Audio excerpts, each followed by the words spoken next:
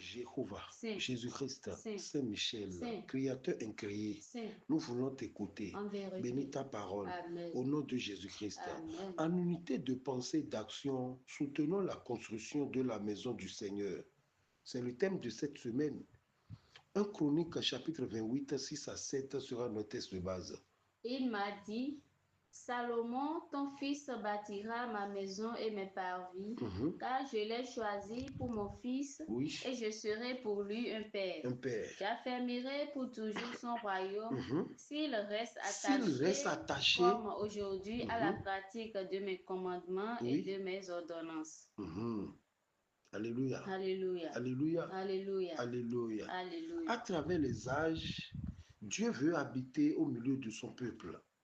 Car le but de Dieu, c'est de vivre en communion avec son peuple.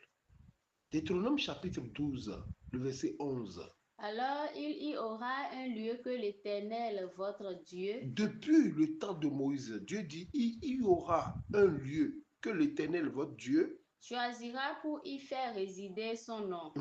C'est là que vous présenterez tout ce que je vous ordonne, vos holocaustes, vos sacrifices, vos dîmes, vos prémices et les offrandes choisies que vous ferez à l'Éternel pour accomplir vos vœux. Voilà, donc dans chaque pays, Dieu choisit un lieu. Et par notre patriarche révérend Benoît Baossi, il a choisi un lieu qui est Tchakou. Donc ce lieu, nous devons bâtir une cathédrale digne de son nom. Mais la particularité de Dieu, c'est qu'il n'aime pas habiter dans la maison faite par les humains. Donc ce thème, nous devons bien comprendre.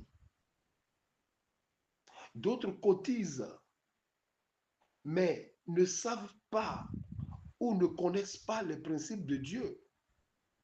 D'autres bâtissent sans connaître la base ou comment bâtir pour Dieu.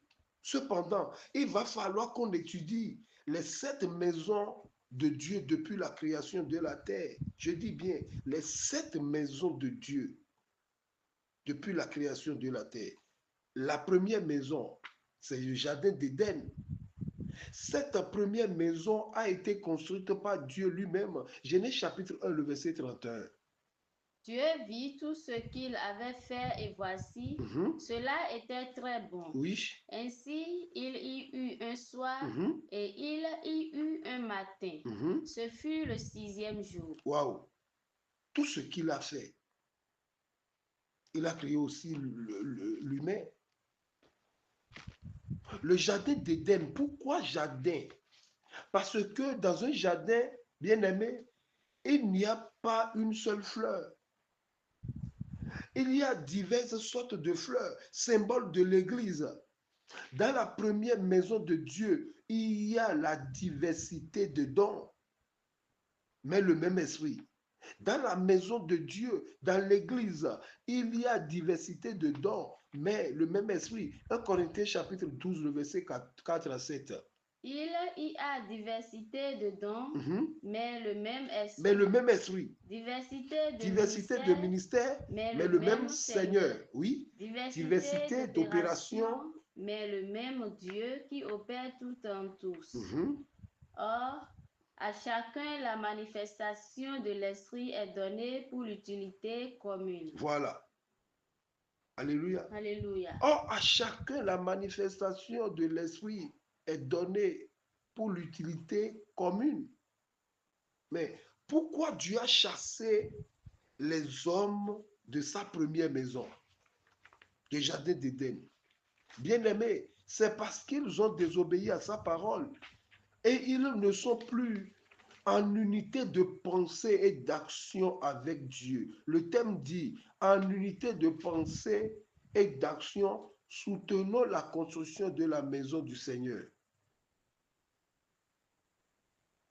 En unité de pensée et d'action. Alléluia. Alléluia. Église, le premier objectif de Dieu, ce n'est pas la construction, d'une cathédrale, non. Mais c'est d'être en unité de pensée, d'action avec lui. Sinon, Jésus sera obligé de dire, Alléluia, Alléluia. Arrière de moi, Satan. Marc chapitre 8, le verset 33. Mais Jésus se retournant et regardant ses disciples, reprimanda Pierre et dit, Arrière de moi, Satan. Pourquoi? Car tu ne conçois pas les choses de Dieu, tu n'as que des pensées humaines. Voilà.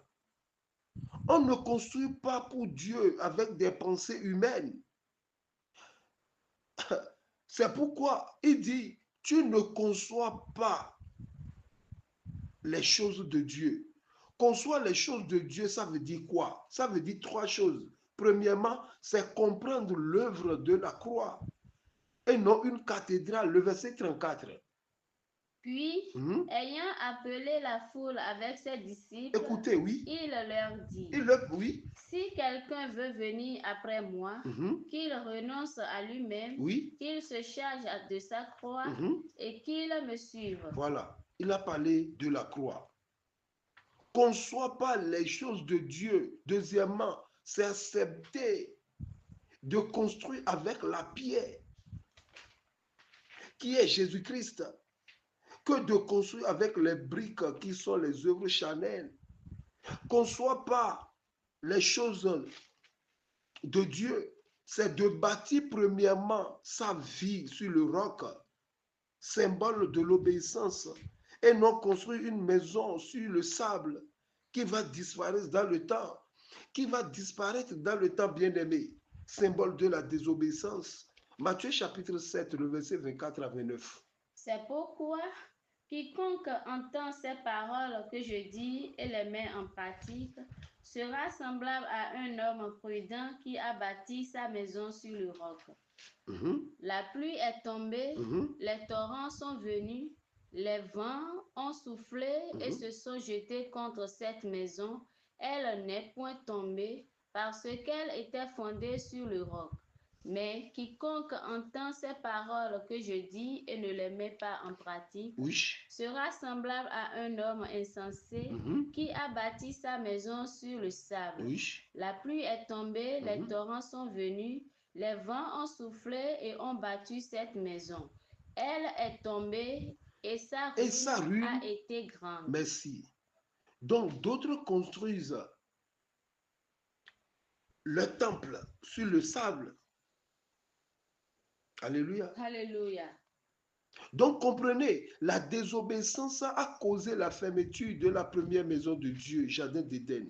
Maintenant, la deuxième maison, c'est au temps de Moïse. La deuxième maison, c'est le tabernacle.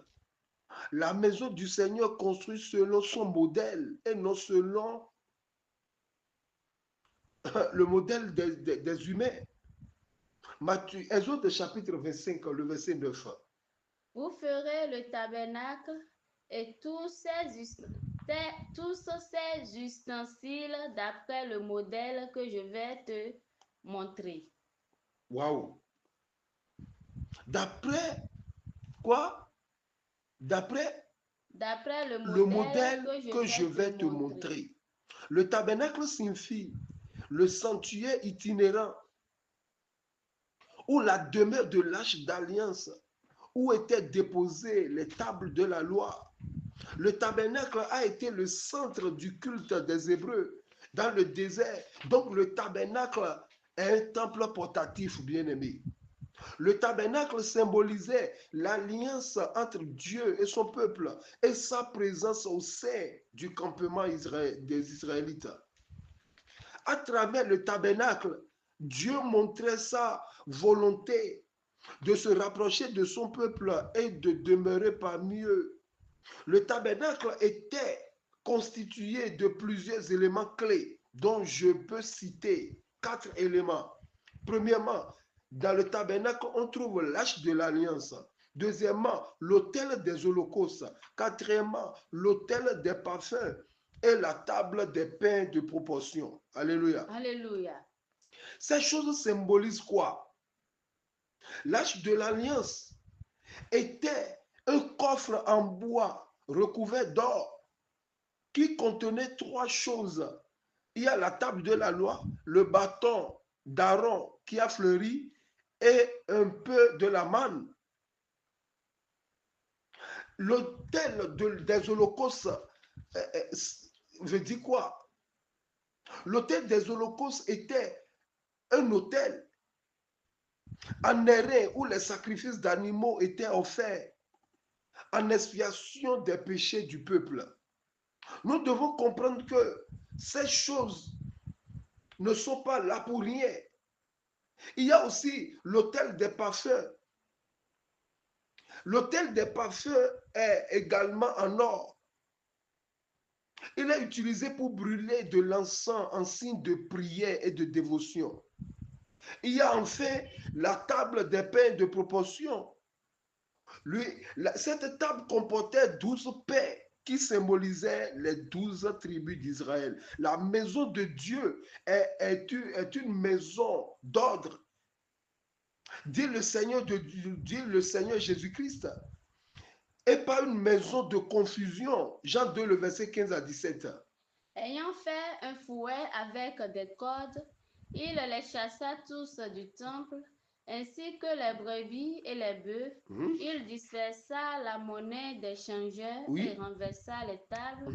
Et il dit aux vendeurs. Écoutez bien, il dit aux vendeurs, il dit: ôtez cela d'ici, ne faites pas de la maison de mon père une maison de trafic. Wow. Ses disciples se souviennent qu'il est écrit: il est écrit, le zèle de ta maison me dévore. Alléluia. Alléluia. Donc l'âge de l'alliance symbolise, l'âge de l'alliance est le symbole du Saint-Esprit. L'autel des holocaustes, symbole de la croix. L'autel des parfums symbolise la prière des saints. Et la table des pains de proportion symbolise la parole de Dieu. Voilà les 4 choses. On a la parole de Dieu, on a la prière, on a la croix, la souffrance et on a le Saint-Esprit. Voilà la deuxième maison de Dieu. La troisième maison de Dieu, c'est Shiloh. Shiloh est un sanctuaire majeur de l'Ancien Testament où des grands prophètes et des prêtres d'Israël se sont succédés. 1 Samuel chapitre 1, le verset 1 à 3. Il y avait un homme de Rama, Taïm, Sophin, de la montagne d'Éphraïm, nommé Elkana, fils de Jéroham, fils d'Elihu, fils de Toph. Le verset 3. Chaque année, cet homme montait de sa ville à Shiloh pour adorer l'Éternel des armées et pour lui offrir des sacrifices. Là se trouvaient les 2 fils d'Élie, Ophni et Phiné, sacrificateurs de l'Éternel. Merci. Donc, Elkana et sa femme venaient où? À Shiloh. Shiloh est un lieu de grande importance dans la Bible. Les Israélites y tenaient leur assemblée après la conquête. C'est à Shiloh que Josué avait transporté le tabernacle et l'arche de Gilgal. Dans Josué chapitre 18, verset 1, on ne veut pas lire. Ce fut le temple central pendant l'époque des 12 juges d'Israël. Quand je parle des 12 juges d'Israël, il y a 6 grands juges et il y a 6 petits juges. Dans les 6 grands juges, on a Othniel, Ehud, on a Barak, on a Gédéon, on a Jephthé, on a Samson. Mais les petits juges, on a Shanga, on a Tola, on a Haï, on a Bibsan, Elon, on a Abdon. Et en plus de ces 12 prophètes, de ces 12 juges, on va ajouter Élie, le père d'Ophni et de Phiné, et aussi Samuel. Donc au total, la troisième maison de Dieu, Shiloh, a connu 14 juges pour une période de 450 ans. Actes chapitre 23, le verset 20. Il répondit: les Juifs ont convenu de te prier d'amener Paul demain devant le Sanhédrin Actes chapitre 13, le verset 20. Après cela, durant 450 ans environ, il leur donna des juges jusqu'au prophète Samuel. Donc, 450 ans. Et en ce temps, la troisième maison de Dieu, qui est Shiloh, existait.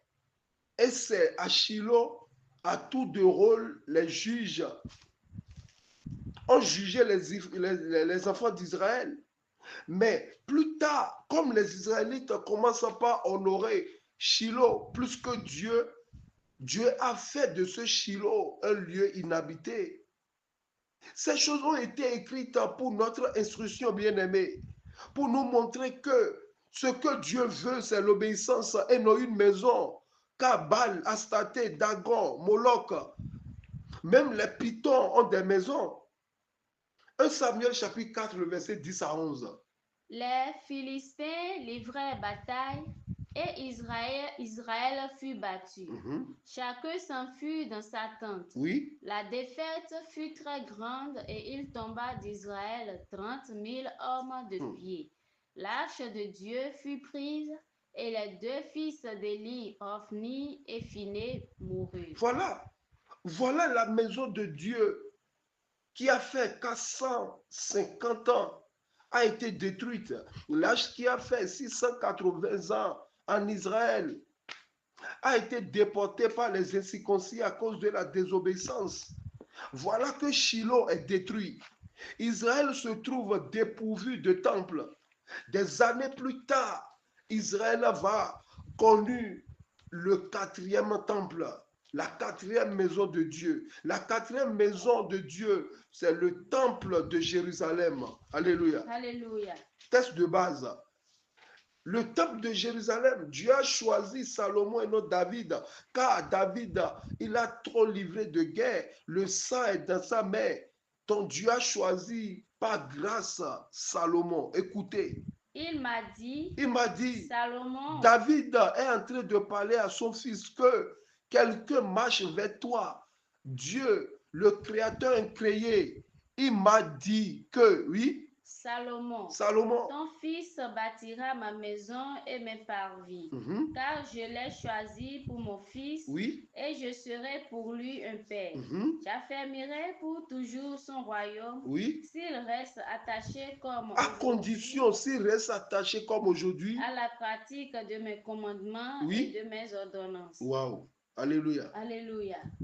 Et le lieu que Salomon a choisi pour ériger la maison de Dieu est le même lieu où Abraham a sacrifié un bélier à la place de son fils Isaac, qui avait 33 ans. Est-ce un hasard? Non.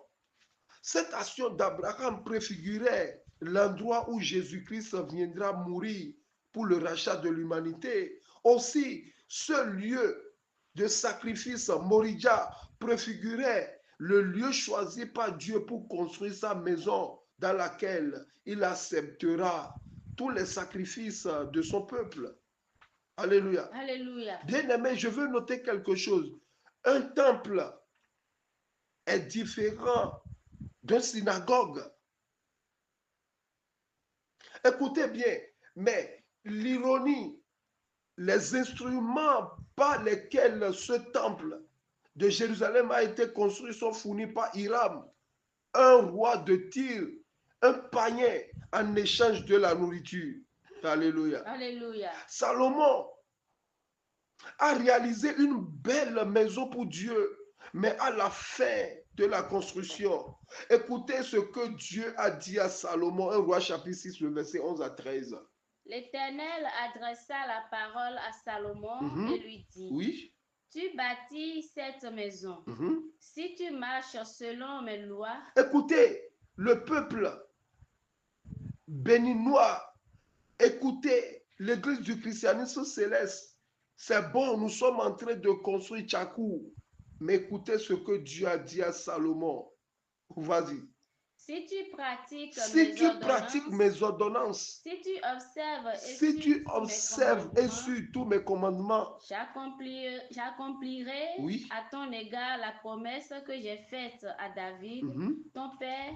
J'habiterai au milieu des enfants d'Israël et je n'abandonnerai point mon peuple d'Israël. Si nous suivons ou si nous respectons les ordonnances de Dieu, la promesse que Dieu a faite à notre PPF, il va accomplir. Mais si nous voyons que nous voulons construire coûte et coûte une cathédrale pour Dieu et nous sommes dans tout,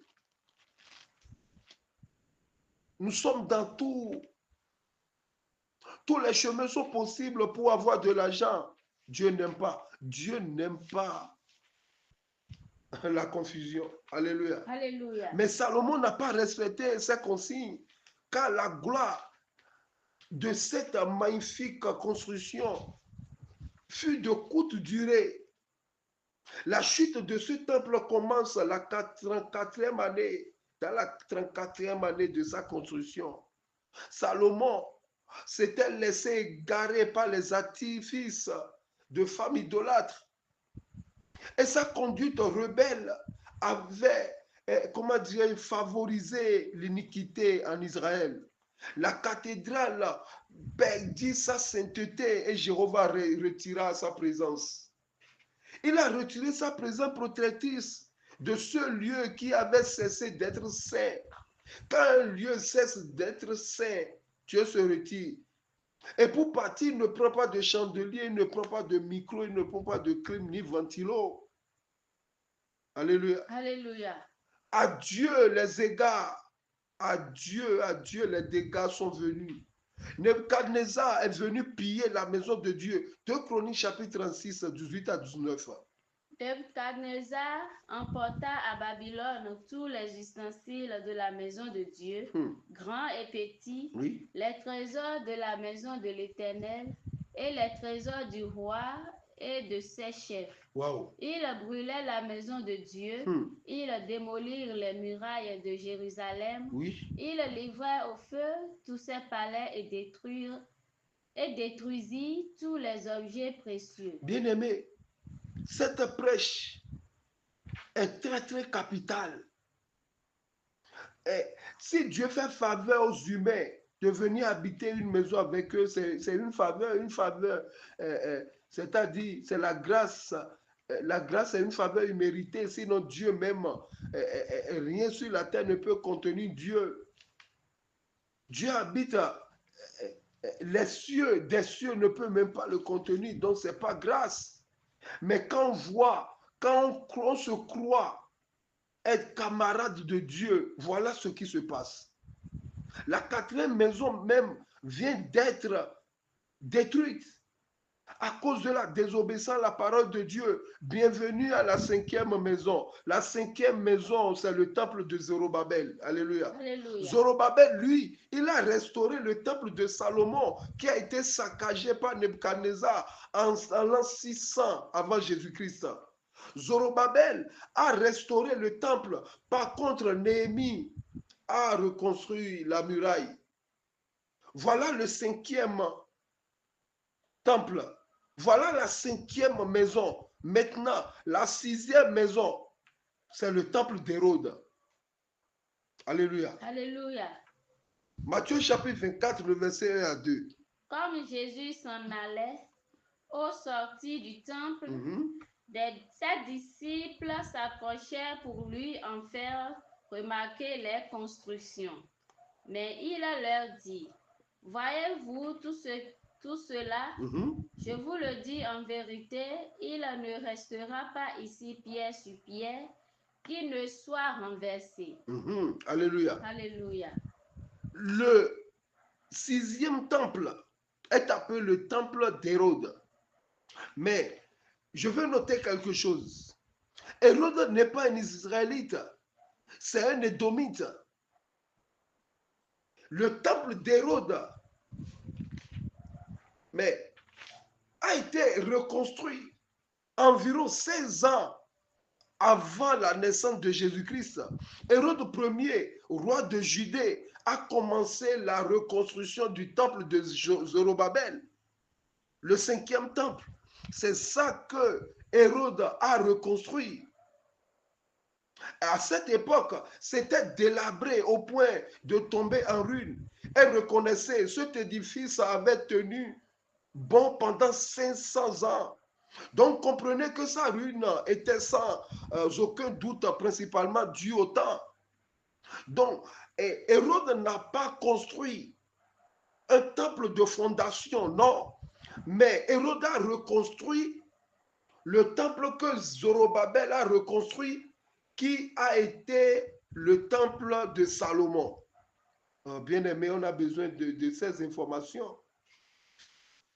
On a besoin de ces informations. Suivez-moi bien. Jésus-Christ, notre Sauveur, a trop utilisé ce temple de Salomon.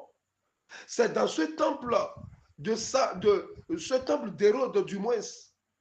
Jésus-Christ a trop utilisé ce temple d'Hérode, qui est le temple de Salomon, qui a été reconstruit par Zorobabel. C'est dans ce temple qu'il a été mené le 41e jour, Luc 2, le verset 22. Et quand les jours de leur purification furent accomplis, selon la loi de Moïse, oui, Joseph et Marie le portaient à Jérusalem pour le présenter au Seigneur. C'est ça. Donc, à Jérusalem, on parle de ce temple, le temple d'Hérode. C'est dans ce temple qu'il est resté lorsqu'il avait 12 ans et posait des questions au docteur. Malgré que celui qui a reconstruit le temple est un occultiste pro-masse, je parle d'Hérode. Jésus a appelé le temple la maison de mon Père, en s'opposant aux usages corrompus et commerciaux auxquels le temple avait été ravalé. Ils étaient nombreux, comment dirais-je, les pharisiens, les commerçants. Jésus-Christ reconnaissait la sainteté des lieux, que c'est la maison de son Père. On avait lu Jean chapitre 2, le verset 15-17. Ayant fait un fouet avec des cordes, il les chassa tous du temple, ainsi que les brebis et les bœufs. Le verset 17. Ses disciples se souvinrent qu'il est écrit, le zèle de ta maison me dévore. Ça veut dire quoi? N'importe où, mais qu'on a déjà dédié à Dieu, Dieu a ces regards-là. Alléluia. Alléluia.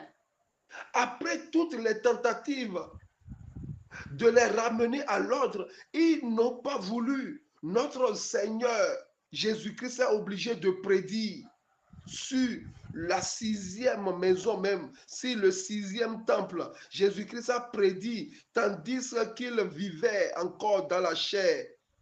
Il a dit la destruction totale du temple.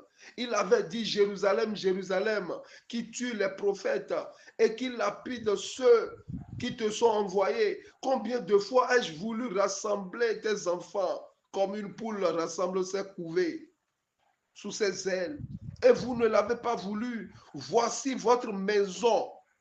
Alléluia. Alléluia. Il n'a pas dit la maison de Dieu, il a dit voici votre maison. Vous sera laissé.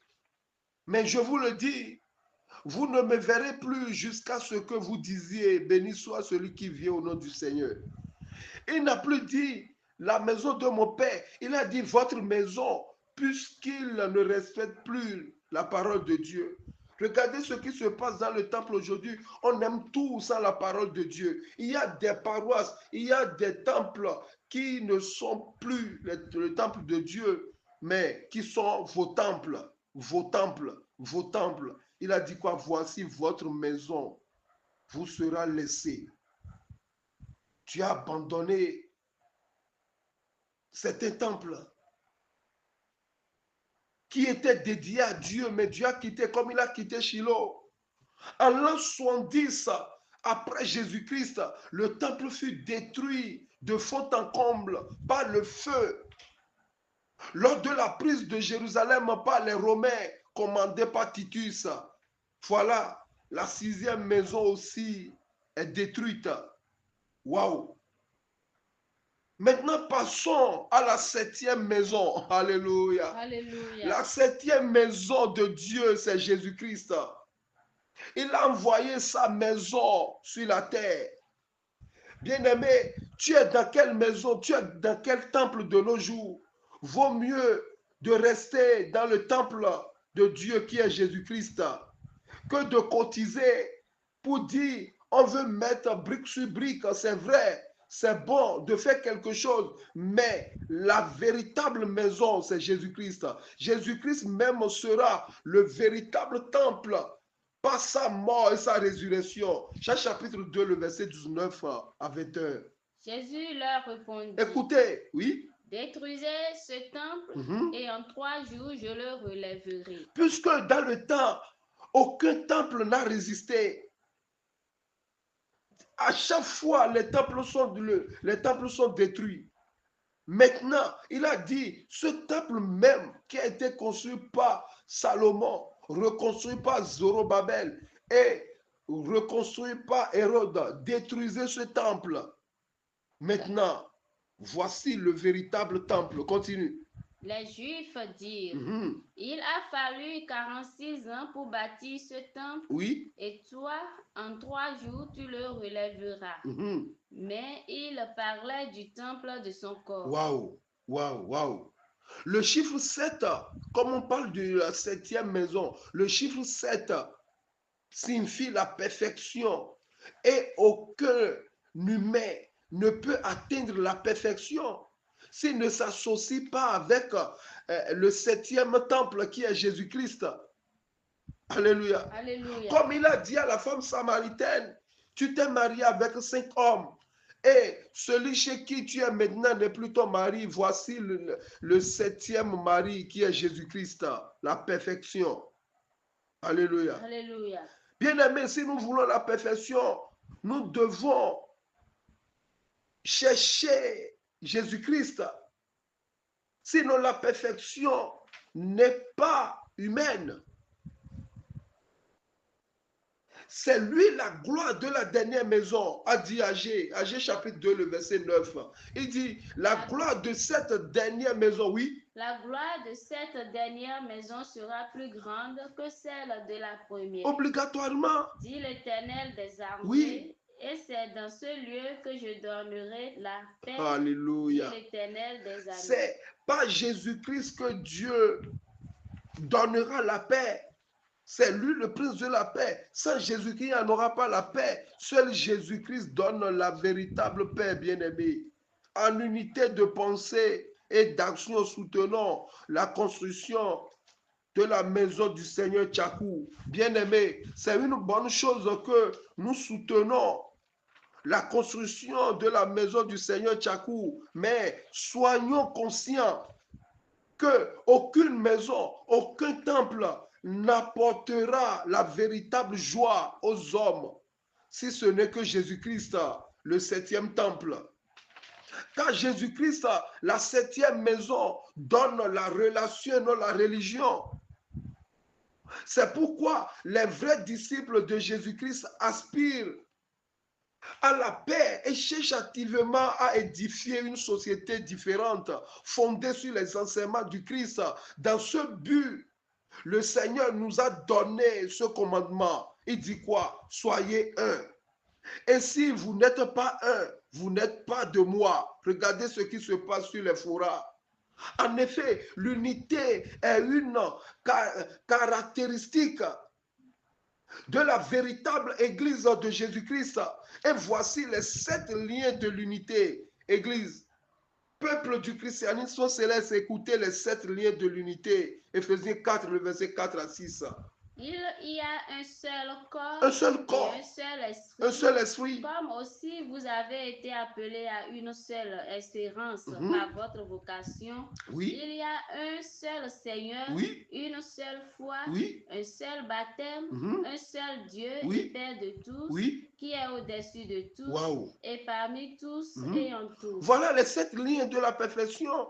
Voilà les 7 liens de l'unité. Un seul corps, un seul esprit, une seule espérance, un seul Seigneur, une seule foi, un seul baptême et un seul Dieu, bien-aimé? Est-ce que nous adorons un seul Dieu dans l'Église? Est-ce que nous avons une seule foi, nous qui cotisons pour construire Tchakou? Écoutez, est-ce que nous avons le même esprit? Est-ce que nous sommes dans le même corps? Alléluia. Alléluia. Nous vivons à une époque où la discorde et la controverse se répandent à travers le monde avec l'aide de la technologie et le soutien de gens dont le cœur s'est refroidi. Les chrétiens qui créent la division menacent de nous remplir le cœur de mépris et de corrompre une communication par laquelle, à longueur de la journée, on insulte des gens. Les liens communautaires se rompent. Les guerres font ravage. Dans toutes ces choses, bien-aimées, comment faire pour vivre l'unité de pensée et d'action? Nous devons vivre à la manière des apôtres. Alléluia. Alléluia. La parole déclare, et ils vivaient tout en commun. C'est pourquoi il n'y avait ni riche, ni pauvre, ni esclave, ni homme libre, mais ils étaient tous affranchis et participants du don céleste, bien-aimé. Que Dieu nous bénisse. Amen. Soyez bénis. Amen. Jéhovah, Jésus-Christ, Saint-Michel, Dieu Tout-Puissant, ta parole vient d'être livrée. Amen. Seigneur, bénis les cœurs. Montre-nous le chemin, Seigneur, Amen. au nom et l'amour de notre Seigneur Jésus-Christ.